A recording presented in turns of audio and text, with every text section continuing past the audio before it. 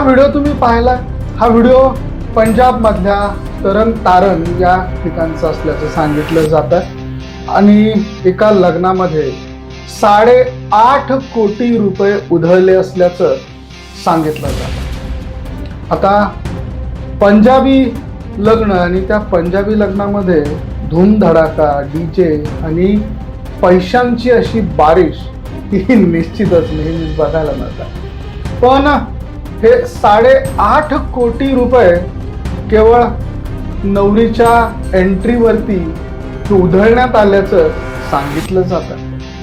परंतु ज्या वेळेस या प्रकरणाची संपूर्ण सखोल अशी चौकशी करण्यात आली त्यावेळेस हे केवळ 2 ते 2.5 लाख रुपयेच होते असं उधळणाऱ्या मंडळींनी सांगितलं।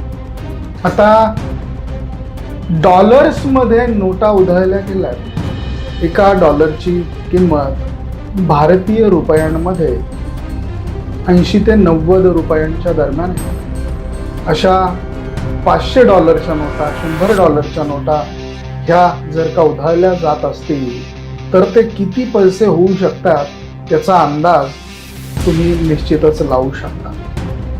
तर पंजाबी लग्नामध्ये 8.5 कोटी रुपये केवळ एंट्रीवरती उधळले असल्याचा व्हिडिओ सध्या सोशल मीडियामध्ये व्हायरल झालेला आहे। या बातमीची पुष्टी ही आज तक यांनी केलेली आहे। त्यांच्या सौजन्याने आम्ही तुम्हाला हा व्हिडिओ दाखवला।